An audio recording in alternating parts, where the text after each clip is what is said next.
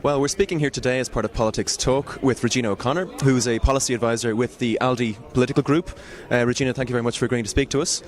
Regina, I suppose I'd start by just putting a question to you just to describe, I suppose, the nature of your work, what your day-to-day routine looks like, and I suppose outlining where you've come from to reach the current position that you're in now.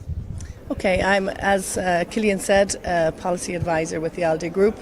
Having come from the UEN group where Fianna Fáil were centre stage as such, with Brian Crowley as chair, I am a policy advisor on the Legal Affairs Committee, which basically means I'm advising the 84 MEPs. I sit a committee, and today actually I will be sitting a committee from 3 to about 7 o'clock, and then tomorrow all day. So what does that involve? It basically involves legislation that's coming through from the Commission, and the Parliament then designates its policy or proposals through the 20 different committees. And the cases or documents or legislative basis that come through the URI committee, which is the Legal Affairs Committee, I deal with exclusively. So today, for example, we're dealing with EU rules on possible organ transplantation. Right. We're looking at where the EU will try and support more enforcement or judgment, for example, where there's maintenance issue with children. So where there's transnational issues, where the EU can help. Say if there's an Irish mother, German father, and the German father is absconded without any maintenance, we'll be looking at those rules today. Very good. I mean, we were interested in speaking to Irish people working in the institutions, particularly here in the Parliament, outside of the setting of one MEP or another MEP, just to get an idea of, I suppose, an Irish perspective without the political side to it. So with that in mind, given the rejection of Lisbon 1 in 2008, and granted we had a recent approval, do you think it's undermined Irish clout, influence, or Ireland's voice in any way in the Parliament? Well, there's two answers to that. There's the today answer, which very much we have redeemed ourselves. The Parliament, the Council, the Commission was ecstatic with the 2-1 result.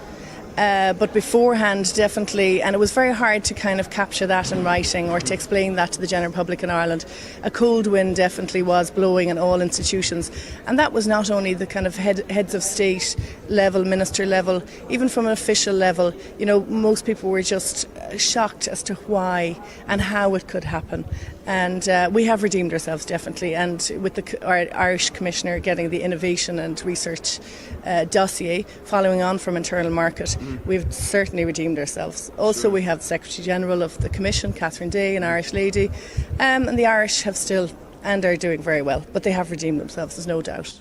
And I suppose with that in mind, given we were exposed to the vagaries of the debate one way or another, do you think there's a danger that the other member states, their governments and their representative staff here in the institutions, are in a way protected from that and in a way not exposed to the fact that there is a lack of communication between citizens and what's going on here in Brussels? Yeah, it's certainly a very good question. You found at some time we were quite frustrated, the Irish MEPs, Irish staff, at sometimes the kind of almost annihilation or bullying tactics of the other member states, but they were kindly reminded that not all of them, you know, were bringing it to their people, and it is a difficult task. And what was very interesting this time round, in Dublin particularly, a number of MEPs came over and actually understood the kind of the challenge we had, and in terms of information and how the kind of lies emerge in the void, and they certainly came back and realised, you know what, we need to be careful about trying to force any member state or trying to be bullying in terms of forcing legislation through. Definitely the list system in the cross-party or cross-nation election systems is definitely a gap. There is a gap emerging between the citizens and the MEPs and the institutions, and the EU is very aware that that gap has to be filled.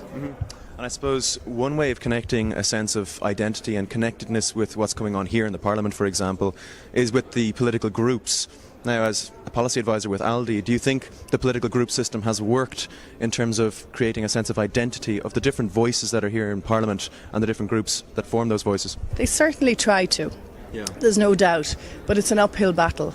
And I think also it's very important that the national delegations get back in touch with their constituents. That's where the first kind of rapport is, the natural rapport. When a constituent has a problem, they go to their national MEP. They're not thinking about, what is the policy of the socialists on, say, fur trade or something like that.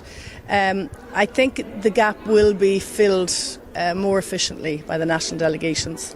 But there was an attempt at last elections to try and create some questions as to how the EPP differs from the Social and Democratic group. But I don't know how much that kind of was effective. I mean, you've contributed to the debate in terms of communicating the work of the Parliament and of the EU generally to Irish citizens. Would you like to outline maybe the sort of central thesis of your recent work in this area?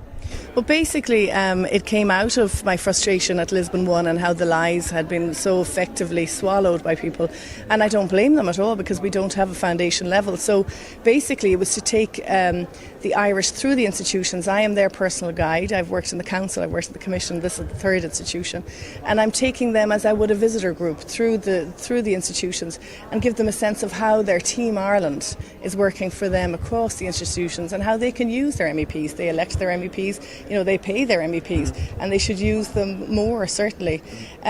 Also an explanation of how the Lisbon Treaty, demystifying or debunking the myths that were there, and also the case of how we move forward from here, how Ireland within the EU brings Ireland back to kind of the lead player economically and in terms of research and education, etc. But also a very interesting part of it was to try and show the Boston or Berlin argument. Basically, we all sold out to Mary Harney's view that we were closer to Boston. But actually, the very first chapter takes us through the continent of Europe, and how Ireland was extremely strategic and central in kind of royal courts, or in prime ministers' offices, or generals of armies, or as entrepreneurs like our Hennessy and our Wild Geese. So it was, it brings people back to the point that we're equidistant. We are in a perfect position to use both the United States and Europe to our benefit. Sure. And then I suppose, just hitting on the point you made about our parliamentarians and using them more, do you think there is in any way a conflict for Irish parliamentarians in particular, given the way that they're elected? Do you think there's any conflict in terms of the interests they need to cater for, both at the micro level when it comes to the small constituency matters that they're asked to address on a very frequent basis, which clog up a lot of their workload, and then on the macro level, where their actual job function here in Brussels and in Strasbourg is dealing with very important pieces of legislation, dealing with community-wide issues, which have very little to do with the more parochial side of their job? Do you think that's some sort of an encumbrance for Irish parliamentarians, or do you think it's something which you would welcome? It's a difficult balancing act between the two, but I think the Irish MEPs managed to do that very effectively. Like, they've one of the highest attendance rates across the countries in the European Parliament, and they also manage to get their local stuff done. There's no doubt politics is local, and that is clear if you're an Irish or a German or a Finnish MEP. That is clear. But policy side is very interesting too. But the Irish are quite clever in spreading themselves across the various committees, and then taking reports that are both from an EU perspective progressive, but also linked to the constituents at home, as to say consumer protection or the latest airline issue from Commissioner Cunova. They're clever on both. It's difficult with 12 MEPs for sure. I think the only way to do it is for them to balance it, because I think if you get carried away here, you may lose your seat. And I suppose finally, I'll just turn to your own perspective on your working life here. I mean, what would you outline as the best and I suppose then the worst side to working here in the Parliament? The best thing is certainly the international aspect. There's no doubt, but there's an international it's a political powerhouse here. And you can definitely, if you're quite clever and strategic as MEP and as a staff and as press, really come to the fore here. And the international aspect is great. We're moving paper here sometimes more than instead of moving tanks, and that we also have to go back to the peace project.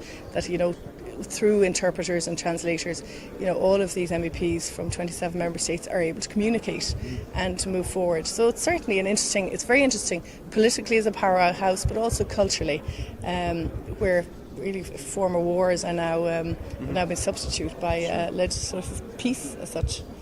The worst thing, it's hard. Sometimes you miss Ireland. In terms of the Parliament, sometimes it can be bureaucratic, there's no doubt, but you've got to be kind of strategic and get around that. Sure. That's great. Regina, thanks very much for You're very giving us your time. Wish you the best of luck with your current role. Thank you, Killian. Thank you. Cheers. Thank you.